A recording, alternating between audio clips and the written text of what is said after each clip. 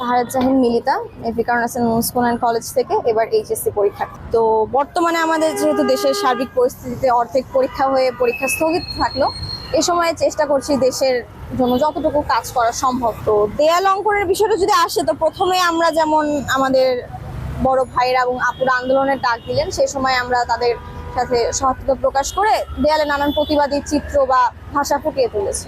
এখন সময় স্বল্পতা বিবেচনা করি বা আমাদের ক্ষোভ থেকেই হোক, সেগুলো খুব বেশি একটা সুন্দর হয়নি বা রেখে দেওয়ার মতো যাচ্ছে না। অনেক ক্ষেত্রে জিনিসটা হিবিজিবি এবং ময়লা। এখন আমরা যখন সময় পেয়েছি, আমরা চেষ্টা করছি এই আন্দোলনের স্মৃতিটা থাকুক বা সৌন্দর্য বন্ধন হোক, সবকিছু বিবেচনা করে আমাদের সেই দেয়ালগুলো যেন আগের রূপে আমরা সুন্দর করে তুলতে পারি। এটা বলা যায় অনেকটা দায়িত্ববোধ থেকে।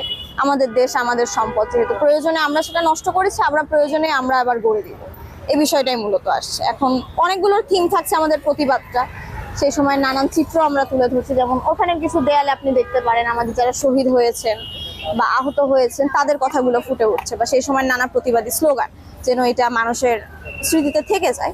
আবার কিছু থাকছে শুধুমাত্র সৌন্দর্য বর্ধনের অংশ হিসেবে। তো সেখান থেকেই দায়িত্ববোধ নিয়ে কেউ ট্রাফিকের কাজ করছে, কেউ ক্লিনিকের যে আর্ট পাচ্ছে সে আর্ট। তো সর্বোপরি এটা আমাদের মাথায় থাকছে যে আমাদের দেশটা যেন আমরা স্বৈর শাসকের কাছ থেকে একে রক্ত দেওয়ার মাধ্যমে উদ্ধার করেছে, দেশটা যেন আবার সুন্দর করে গড়ে তুলতে পারে, যার অবস্থান থেকে যে যতটুকু সহায়তা করতে পারে। দেশপ্রেমটা আমার যেহেতু পরীক্ষা চলছিল, তো কোটা সংস্কার আন্দোলনের প্রথম থেকে আমি যে হ্যাঁ এটা ন্যায্য দাবি, আমার শিক্ষকেরা বা আমার বড় ভাইরা বোনেরা তারা যাচ্ছেন, আমরা তাদের সাথে যে আমরা সাথে আছি, কিন্তু রাজপথে নামি। কিন্তু 15 তারিখে যখন আক্রমণটা হলো, তখন আসলে আর বাসায় বসে থাকার পরিস্থিতি থাকে না।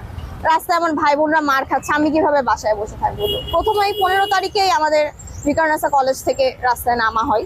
আমাদের ওখান থেকে প্রতিবাদটা শুরু এবং শেষ দিন পর্যন্ত আমরা পথে ছিলাম। আজকে যে আপনাদের একটা কর্মসূচি যে আপনারা যখন আন্দোলন করেছেন তখন আপনাদের স্কুলের গেটটা খোলা হয়, ওই সময়টার কথা যদি একটু বলতেন। কথাটা এটা হচ্ছে আমাদের আন্দোলনের দ্বিতীয় দিন, 18 তারিখ, যেটা 18 জুলাই পরে। সো ওই দিন শিক্ষার্থীর সংখ্যা বেশি ছিল এবং উদ্বেগজনকভাবে এখানে অনেক পুলিশ উপস্থিত ছিলেন, মহিলা পুলিশ যদি উল্লেখ করে বলা যায়, যেহেতু এটা মেয়েদের কলেজ। মেয়েরা বেশ ভয় পেয়েছিলেন যে আমাদের উপর আক্রমণ হতে পারে এবং তারা আর্ম ছিল, তাদের সব ধরনের অস্ত্র নিয়ে তারা রেডি।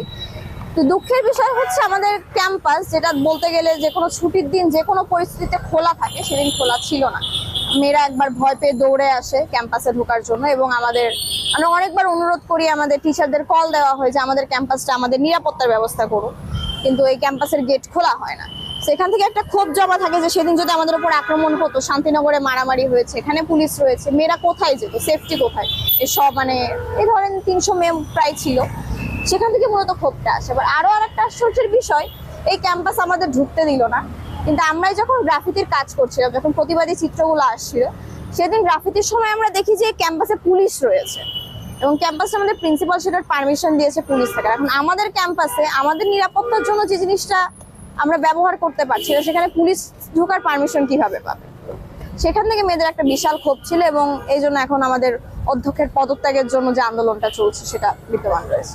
আর্টের মাধ্যমে অনেক ক্ষেত্রে হয়, অনেক কথা আমরা পারিপার্শ্বিক সাপেক্ষে বা ক্ষমতা বা যে কোনো ক্ষেত্রে আমরা বলতে পারি না, সেক্ষেত্রে একটা চিত্র এঁকে দেওয়া খুবই সহজ মাধ্যম হতে পারে। এটা গানও হতে পারে বা সাহিত্যের যে কোনো অঙ্কন।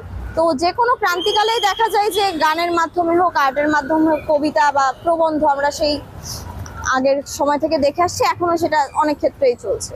সো সেই হিসাবে আর্টের মাধ্যমে আমরা আমাদের ভাষার কথাগুলো তুলে ধরার চেষ্টা করেছিলাম, কারণ কথাগুলো বলার কোনো সুযোগ ছিল না, কেউ শুনতে রাজি ছিল না।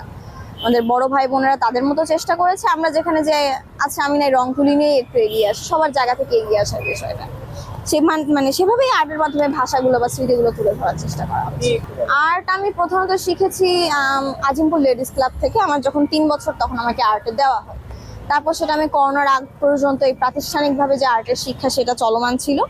বর্তমানে আমি নিজে থেকে যতটুকু প্রয়োজন হয় শিখি বা শেখার চেষ্টা করি বা ক্ষেত্র বিশেষে অন্যকে শেখাই।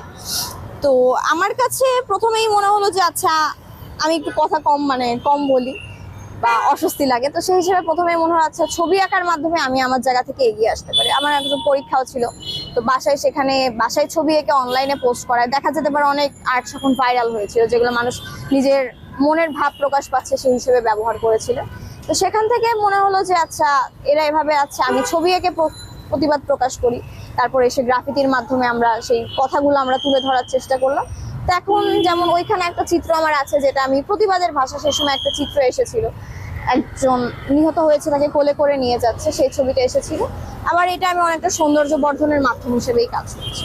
তো দেশপ্রেমটা আগে বলতে গেলে ভাবাও হয়নি যে আমি দেশকে এতটা ভালোবাসি, বা কখনো ক্রান্তিকালে ছোটবেলায় মনে হতো আচ্ছা মুক্তিযুদ্ধের সময় যদি আমি জন্মাতাম তাহলে আমি আসলে কি করতাম। তো এখন যেই পরিস্থিতিটা দেখলাম যে আসলে আমি থাকছি না, আমার দুবার ভাবা লাগেনি যে আমার বাসা থেকে বের হতে হবে, একবারেই যে না, দেশের প্রয়োজন, আমাকে এখন দেশের দরকার রয়েছে।